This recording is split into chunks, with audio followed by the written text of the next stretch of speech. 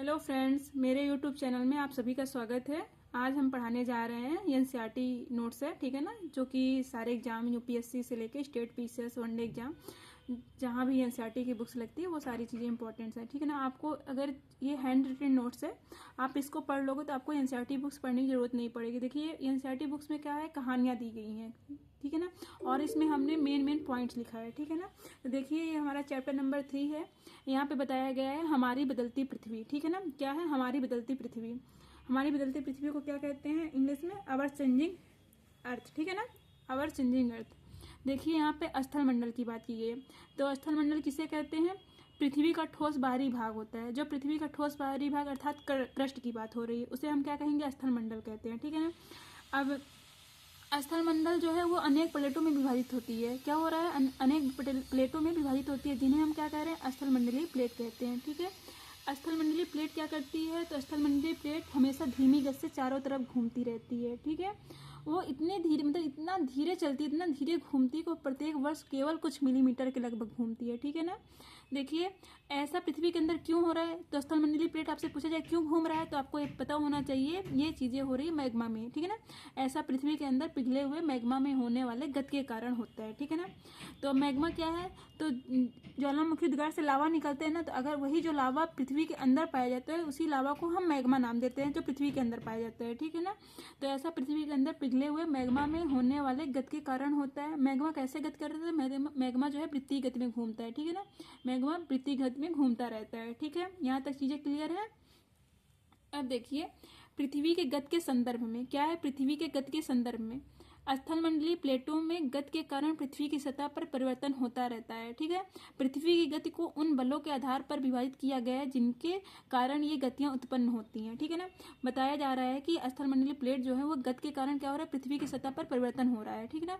पृथ्वी की गति को उन बलों के आधार पर भी विभाजित किया गया है जिनके कारण ये गतियां उत्पन्न होती हैं। तो देखिए क्या होती है, एक एंडोजेनिक होता है, एक एक्सोजेनिक होता है। एक आंतरिक भाग पे जब होती है अंतर्जात बल कहते हैं। तो पढ़ा जाए जो बल पृथ्वी के आंतरिक भाग में घटित होती हैं वह अंतर्जात बल या एंडोजेनिक फोर्स कहलाते हैं, ठीक है।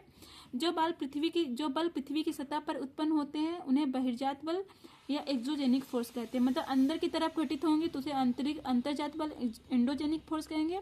जो पृथ्वी की सतह पर उत्पन्न होते हैं उन बल को क्या कहते हैं? बहिर्जात बल कहते हैं, एक्सोजेनिक फोर्स कहते हैं, ठीक है। यहाँ तक चीजें क्लियर हैं? बताइए। अब देखिए अंतर्जात बल कभी आकस्मिक गति के करते हैं तो कभी धीमी गति करते हैं। जो अंदर की बल हैं तो क्या कहते हैं? आकस्मिक गति करते हैं या फिर कभी धीमी गति करते हैं। अंतर्जात बल में कौन कौन आते हैं? भूकंप आता है, ज्वालामुखी आता है, भूस्खलन आता है, ठीक है ना।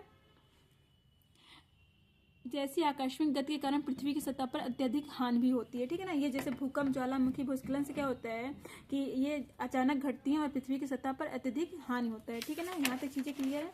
अब देखिए पृथ्वी की गतियां, देखिए दिख रहा है आप लोगों को पृथ्वी की गतियां। देखिए पृथ्वी की गतियां कैसी है? एक अंतर्जनित बल है, एक बाह्यजनित बल है, ठीक है ना। अंतर्जनित बल जो है आकस्मिक बल है, पटल विरूपण है। मतलब ये कभी अंतर्जनित बल जो है अचानक घट जाती है, ठीक है ना, और पटल विरूपण बल है, ठीक है। बहिर्जनित में अपर्दन और निक्षेपण आते हैं। तो अंतर्जनिक बल में, आकस्मिक बल में कौन कौन से आते हैं? देखिए भूकंप हो गए, ज्वालामुखी हो गए, भूस्खलन, ये अचानक घटने वाली हैं, अचानक घटती हैं, ठीक है ना। पटल विरूपण बल, इसमें क्या होता है? पर्वत निर्माणकारी बल का निर्माण होता है। पर्वत निर्माणकारी बल, तो पूछा जाए पर्वत निर्माणकारी बल किस गतियों के कारण होता है? तो पर्वत निर्माणकारी बल जो है पटल विरूपण बल अंतर्जनित बल के कारण होता है, ठीक है ना। बहिर्जनित बल में कौन से आता है? अपर्दन और निक्षेपण आता है। इसमें नदी, बहता जल आता है, पवन हो गया, समुद्री तरंग हो गया, हिमनद हो गया, ठीक है। अब आइए देखिए हम लोग पढ़ेंगे क्या? सबसे पहले ज्वालामुखी, वोल्केनो के बारे में पढ़ेंगे। भूपर्पटी पर खुला एक ऐसा छिद्र होता है जिससे पिघले हुए पदार्थ अचानक निकलते हैं। तो मैंने बताया ना अंदर जो चीजें होंगी उनको क्या कहें? मैग्मा कहेंगे, लेकिन वही पदार्थ जब बाहर निकलेंगे उन्हें लावा कहते हैं, ठीक है ना। तो भूपर्पटी पर खुला एक ऐसा छिद्र, मतलब भूपर्पटी में एक छिद्र होता है, ऐसा छिद्र जहां अचानक क्या होते हैं? पिघले हुए पदार्थ निकलने लगते हैं, उसे ही हम क्या कहते हैं? लावा, ठीक है ना। अब देखिए ज्वालामुखी वोल्केनो, मतलब यहाँ वोल्केनो से ये बाहर निकल रहा है, ठीक है ना। देखिए ये क्या है? क्रेटर है, ये वेंट है, ये लावा है, ठीक है ना। लावा ये बहकर क्या हो रहा है? ये मैग्मा है, जब बाहर निकला तो इसको हम लावा कह रहे हैं, ठीक है ना। ये मेंटल है, ये क्रस्ट है, ठीक है ना। मेंटल और क्रस्ट के से लावा निकल रहा है, ठीक है ना। मैग्मा चैम्बर है, ठीक है। अब देखिए भूकंप क्या है?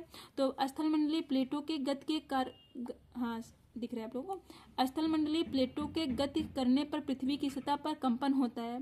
जब स्थल मंडलीय प्लेट जो है वो गति करेंगी, वो क्या कर रही है? स्थल मंडलीय प्लेट घूम रही है ना, वृत्तीय गति में। किस कारण वृत्तीय गति में घूमती है? मैग्मा के कारण, ठीक है ना। तो वही बता रहा है, जब ये गति करती हैं तो पृथ्वी की सतह पर कंपन होता है और यह कंपन पृथ्वी के चारों ओर गति करता है। इस कंपन को भूकंप कहते हैं। कंपन होगा तब भूकंप में क्या होता है? पृथ्वी कंपन करती है ना, मतलब देखिए बड़े बड़े इमारत गिर जाते हैं। ये सारी चीज़ें कैसे हो रही हैं? भूकंप किससे हो रहे हैं? तो स्थलमंडलीय प्लेट को गति करने पर पृथ्वी की सतह पर कंपन होता है और यह कंपन पृथ्वी के चारों ओर गति करता है और इस कंपन को भूकंप कहते हैं, ठीक है। यहाँ तक चीज़ें क्लियर हैं। चलिए आगे बढ़ते हैं हम लोग। अब देखिए भूकंप होते हैं तो उसमें से एक फोकस होता है, एक एपिसेंटर होता है, ठीक है ना। अब देखिए हम लोग पढ़ेंगे फोकस किसे कहते हैं? एपिसेंटर। फोकस को हिंदी में उद्गम केंद्र कहते हैं। तो वह स्थान जहां भूकंप उत्पन्न होता है, मतलब जहां पे भूकंप उत्पन्न होगा वह भूकंपीय ऊर्जा का उद्गम केंद्र कहलाता है। मतलब जहां पे भूकंप उत्पन्न होता है उसे हम क्या कहते हैं? उद्गम केंद्र कहते हैं, ठीक है ना। अधिकेंद्र के निकटतम भाग में सर्वाधिक हानि होती है। ये एक नोट में लिखा गया, अधिकेंद्र के निकटतम भाग में सर्वाधिक हानि होती है। अधिकेंद्र क्या होते हैं तो जानिए। उद्गम केंद्र की भू सतह पर उसके निकटतम स्थान को अधिकेंद्र या एपिसेंटर कहते हैं, ठीक है ना। क्या बता रहे हैं? उद्गम केंद्र की भू सतह पर उसके निकटतम स्थान को अधिकेंद्र या एपिसेंटर कहते हैं। अधिकेंद्र से कंपन बाहर की ओर तरंगों के रूप में गमन करते हैं। अब देखिए यहाँ से आप लोग चित्र के माध्यम समझाते हैं। फोकस मतलब वह स्थान, मान लीजिए ये कोई बिंदु है और यहाँ से क्या हो रहा है? भूकंप उत्पन्न हो रहा है। तो वह स्थान जहाँ भूकंप उत्पन्न होता है वह भूकंपीय ऊर्जा का उद्गम केंद्र कहलाता है। तो ये हमारा उद्गम केंद्र है। और क्या अधिकेंद्र क्या है? एपिसेंटर क्या है? उद्गम केंद्र की भू सतह पर उसके निकटतम स्थान, उसके निकटतम स्थान सबसे निकटतम सीधा है ना, अधिकेंद्र या एपिसेंटर कहते हैं। अधिकेंद्र से कंपन बाहर की ओर तरंगों के रूप में निकलती है, मतलब तरंग ऐसे ऐसे निकल रही है, ठीक है ना, और गमन करती है। तो फोकस ये हो गया जहाँ पे भूकंप उत्पन्न होता है, और एपिसेंटर क्या होगा? उद्गम केंद्र की भू सतह पर निकटतम स्थान को एपिसेंटर या अधिकेंद्र कहते हैं, ठीक है ना। अब देखिए भूकंपीय तरंगें मुख्यतः 3 प्रकार की होती है। कितने प्रकार की भूकंपीय तरंगें होती है? 3 प्रकार की होती हैं। लॉन्गिट्यूडिनल वेव, जिनको हम क्या कहते हैं? पी तरंगे अथवा अनुदैर्घ्य तरंगे कहते हैं, ठीक है ना। ये इनको प्राथमिक तरंगे भी कहते हैं। यस तरंगे अथवा अनुप्रस्थ तरंगे, यस तरंगे कहते हैं या फिर अनुप्रस्थ तरंगे। ये द्वितीयक तरंगे भी बोला जाता है, द्वितीयक तरंगे होती है। इन्हें ट्रांसवर्स वेव इंग्लिश में बोलते हैं। यह तरंगे को सरफेस वेव कहते हैं, पृष्ठीय तरंगे कहते हैं, ठीक है ना। तो पी तरंगे अनुदैर्घ्य तरंगे बोला जाता है, प्राथमिक तरंग होती है। यस तरंगे द्वितीयक तरंगे होती हैं। यह तरंगे सरफेस तरंगे होती है, जिनको पृष्ठीय तरंगे कहते हैं, ठीक है ना। भूकंप का मापन एक यंत्र से किया जाता है जिसे भूकंपीय तरंगे कहते हैं। भूकंप का मापन, भूकंप आपसे पूछा जाए भूकंप मापने का यंत्र कौन है? तो भूकंपीय तरंगे कहते हैं, जिसे भूकंप तीव्रता रिक्टर स्केल पर मापी जाती है, ठीक है ना। भूकंपों का अध्ययन क्या कहलाता है? तो भूकंपों का अध्ययन सिस्मोलॉजी कहलाता है। क्या कहला रहा है? ये क्वेश्चन आता है, भूकंप का अध्ययन क्या कहलाता है? तो भूकंप का अध्ययन सिस्मोलॉजी कहलाता है, ठीक है। मुख्य स्थलाकृतियों में भू दृश्य क्या है? भू दृश्य को इंग्लिश में क्या कहते हैं? लैंडस्केप कहते हैं, ठीक है ना। ये सारी चीजें एनसीईआरटी में कुछ चीज़ें दी गई हैं, लेकिन उसका अर्थ नहीं समझ गया है, तो हमने यहाँ पे उस चीज़ों को भी बता दिया गया है। जैसे कि अब यहाँ पे भूदृश्य के बारे में नहीं बताया गया है। एनसीईआरटी में भूदृश्य कहते किसे, क्या होता है, तो मैंने यहाँ पे लिख दिया है, भूदृश्य किसी स्थान की दिखने वाली विशेषताएं और लक्षणों को भूदृश्य कहते हैं, ठीक है ना। भूदृश्य लैंडस्केप क्या है? किसी स्थान की दिखने वाली विशेषताओं और लक्षणों को कहते हैं, ठीक है ना। अब मुख्य कहते हैं, भूदृश्य लगातार 2 प्रक्रियाओं द्वारा घिस रहा है, ठीक है ना। एक अपक्षय द्वारा, एक अपर्दन द्वारा, ठीक है ना। तो अपक्षय क्या होता है? वेदरिंग कहते हैं। अपर्दन को क्या कहते हैं? इंग्लिश में इरोजिंग कहते हैं, ठीक है ना। अब देखिए अपक्षय क्या होता है, तो देखिए पृथ्वी की सतह पर शैलों को टूटने। वेदरिंग क्या होता है? पृथ्वी की सतह पर, मान लीजिए कोई पृथ्वी है, मान लीजिए पृथ्वी है, यहीं पे सतह क्या हो रहा है? शैलों का टूटना, ये क्या है? अपक्षय का है। अपर्दन क्या है? इसमें अपक्षय से टूटी हुई सामग्री को हवा, पानी या बर्फ अपने साथ बहा कर ले जाती है, जिससे भूदृश्य का क्षरण होता है। अपक्षय मतलब यहीं पे टूटी, यहीं पे है, ठीक है ना। तो वो अपक्षय होगा। अगर हवा, मिट्टी, हवा, पानी जैसे हवा द्वारा ये बहा के दूसरे स्थान पे ले गई तो अपर्दन कहलाता है, ठीक है ना। देखिए यहाँ पे नोट करके लिखा गया, इसमें चट्टानें और मिट्टी भौतिक और रासायनिक तरीकों से टूटती हैं। चट्टानें कैसे टूट रहे हैं? तो भौतिक और रासायनिक तरीके से टूट रही हैं, लेकिन अपनी जगह में हिलती नहीं है। कौन? ये अपक्षय। अपक्षय जहाँ है वहीं पे रहती है, लेकिन अपर्दन क्या होता है? वो हवा, पानी या बर्फ द्वारा क्या एक स्थान से दूसरे स्थान चली जाती है, तो अपर्दन कहलाती है, ठीक है। यहाँ तक चीजें क्लियर हैं, ठीक है।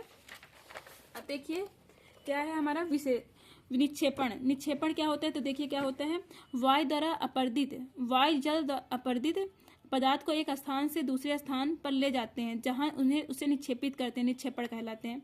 वायु हो गया, जल हो गया, ये क्या कर रहे हैं? अपर्दित पदार्थ को, जो अपर्दन समझ में है ना क्या होता है? अपर्दित पदार्थ को एक स्थान से दूसरे स्थान पर ले जाते हैं, जहां उसे निक्षेपित करते हैं, मतलब जहां उसे जमा, निक्षेपित मतलब होता है जमा किया हुआ या फिर रखा हुआ, ठीक है ना।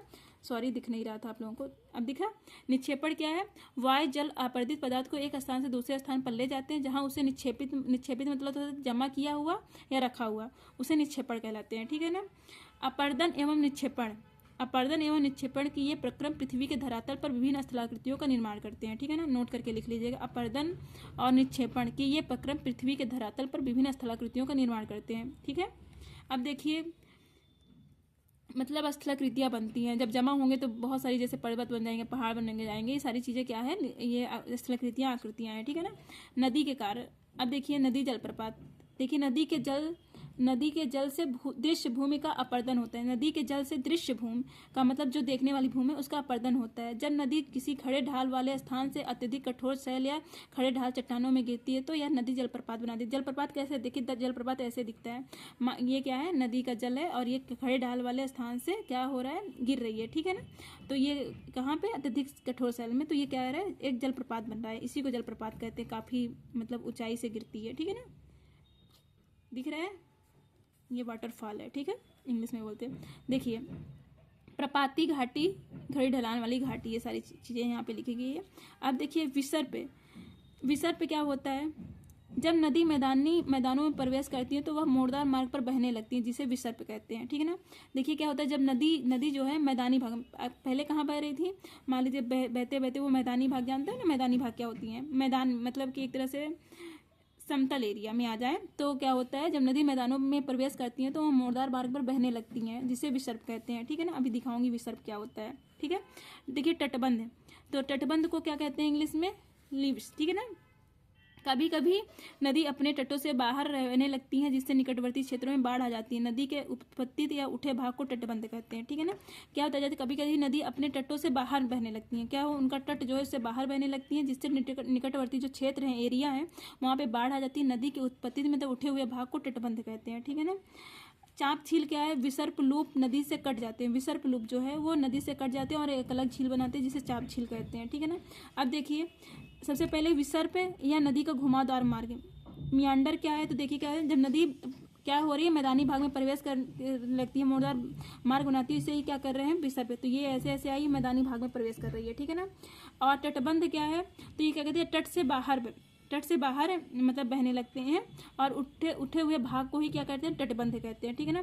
चाप झील क्या है, तो विसर्प लूप, ये मान लीजिए ऐसे ऐसे बह रही तो ये झील जो है ये ऐसे यहाँ पे बह रही थी तो ये झील अलग हो गई। विसर्प लूप नदी से कट जाते हैं और एक अलग झील बनाते हैं, जिसे हम क्या कह रहे हैं, चाप झील कहते हैं, ठीक है। देखिए विश्व में सबसे ऊंचा जलप्रपात कौन है, दक्षिण अमेरिका में वेनेजुएला का एंजल जलप्रपात। आपसे ये क्वेश्चन वेरी इंपॉर्टेंट, विश्व में सबसे ऊंचा जलप्रपात की बात की जाए तो दक्षिण अमेरिका में स्थित है वेनेजुएला का एंजल जलप्रपात, ठीक है ना। विश्व में सबसे ऊंचा जलप्रपात दक्षिण अमेरिका के वेनेजुएला का एंजल जलप्रपात, ठीक है। मैं 2 से 3 बार इसलिए बोलती हूँ कि आप लोग सुनते रहो, जिससे याद हो जाए, ठीक है ना।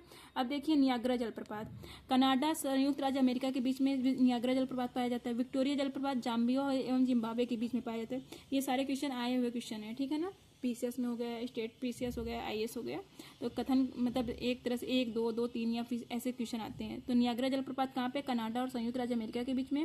विक्टोरिया जलप्रपात की बात की जाए जाम्बिया एवं जिम्बाब्वे के बीच में। देखिए वितर्किका क्या है, डिस्ट्रीब्यूटीज क्या है, तो यह उन छोटी धाराओं को संदर्भित करती है जो एक बड़ी नदी से निकलती हैं, ठीक है।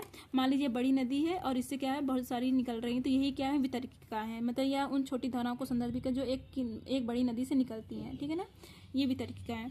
डेल्टा की बात की जाए तो वह स्थलाकृतियाँ हैं जो नदी के मुहाने पर तलछट के जमा होने से बनती हैं। क्या हो रहा है, वह स्थलाकृतियाँ जो नदी के मुहाने पर तलछट के जमा होने से बनती हैं जब नदी किसी बड़े जलाशय जैसे महासागर, झील या किसी अन्य नदी में मिलती है। मतलब ये नदी के मुहाने में जमा होने से बनती हैं, ठीक है ना, किसी बड़े जलाशय जैसे महासागर हो गए, झील हो गए, किसी अन्य नदी में, ठीक है ना, समझ में आया। समुद्री तरंग के कार्य, अब समुद्री तरंग के कार्य पढ़ेंगे, ठीक है ना। ये देखिए रॉक है, ये सी आर्क मेहराब है, तटीय मेहराब इसको बोलते हैं, सी आर्क बोलते हैं इंग्लिश से। और सी केव है, ये समुद्री गुफा है। देखिए गुफा जैसे बन रहा है ना, वाटर यहाँ पे जा रहा है और ये गुफा जैसे यहाँ से मतलब कि ये कोई यहाँ पे पतला था और पानी के उससे यहाँ पे एक गुफा जैसे बन गए, तो इसे समुद्री गुफा कहेंगे, ठीक है ना। अब देखिए समुद्री गुफा आप काफ़ी अच्छे से समझो। समुद्री गुफा चट्टानों में बने प्राकृतिक खोखले कच्छ होते हैं जो समुद्र के लहरों और द्वारा चट्टानों कटाव से बने होते हैं। समुद्री गुफा क्या है, सी केव क्या है, तो चट्टानों में बने प्राकृतिक खोखले कच्छ होते हैं, जो समुद्र की लहरों द्वारा चट्टानों के कटाव से बनते हैं। ये एक तरह से क्या होते हैं, गुफा जैसे दिखते हैं। ये गुफाएं अक्सर चट्टानों में मौजूद दरारों या कमजोर जगहों पर बनती हैं, तटीय क्षेत्रों में पाई जाती हैं। ठीक है, अब देखिए, समुद्री गुफाओं के बड़े होते जाने पर इनमें केवल छत ही बचती है। जब केवल छत बचेगी उसे तटीय मेहराब कहेंगे। ठीक है ना, मतलब समुद्र गुफाएं इतनी बड़ी होती जाएंगी कि केवल उनमें छत बचती है, उसे तटीय मेहराब या फिर सी आर्क्स कहते हैं। ठीक है ना, लगातार अपरदन छत को भी तोड़ देता है, जिसमें केवल दीवारें बचती हैं। जब दीवारें बस बचेंगी तो उसे स्टैक कहेंगे। अगर छत बस बचेंगी तो तटीय मेहराब कहेंगे। अगर खोखला जैसे प्राकृतिक खुले उसे सी के समुद्री गुफा कहेंगे। ठीक है, यहाँ तक चीज़ समझ में आई। अब देखिए, समुद्री जल के ऊपर लगभग ऊर्ध्वाधर उठे हुए ऊंचे तटों के समुद्री भृंग या सी क्लिफ्ट कहते हैं। समुद्री जल के ऊपर लगभग ऊर्ध्वाधर उठे भाग को, अगर ऊर्ध्वाधर मतलब जानते हैं, ऐसे मतलब उठा हुए भाग को तटों के समुद्री भृंग या सी क्लिफ्ट कहते हैं। समुद्री तरंगे किनारों पर अवसाद जमा कर समुद्री पुलिन बीच का निर्माण करते हैं। समुद्री तरंगे जो है किनारों पर अवसाद जमा करते हैं, और बीच आप लोग देखे होंगे ना, बीच नाम सुने हो कि नहीं, बीच, तो वहाँ पे समुद्री पुलिन, उसी को समुद्री पुलिन या फिर बीच कहते हैं। ठीक है ना, हिमनद के कार्य क्या है, तो हिमनद अथवा हिमानी बर्फ की नदियाँ होती हैं। हिमनद अथवा हिमानी बर्फ की नदियाँ होती हैं। छोटे बड़े सैल के रेत एवं तलछट मिट्टी निक्षेपित होते हैं। ये निक्षेपण हिमनद हिमोड़ का निर्माण करते हैं। ठीक है ना, हिमनद के कार्य क्या है, तो ये वर्क ऑफ आइस। ठीक है ना, देखिए, पवन के कार्य क्या है। रेगिस्तान में पवन अपर्दन एवं निक्षेपण का प्रमुख कारक है। ठीक है ना, रेगिस्तान में पवन जो है अपर्दन एवं निक्षेपण का प्रमुख कारक है। रेगिस्तान आप छत्रक के आकार के सैल देख सकते हैं।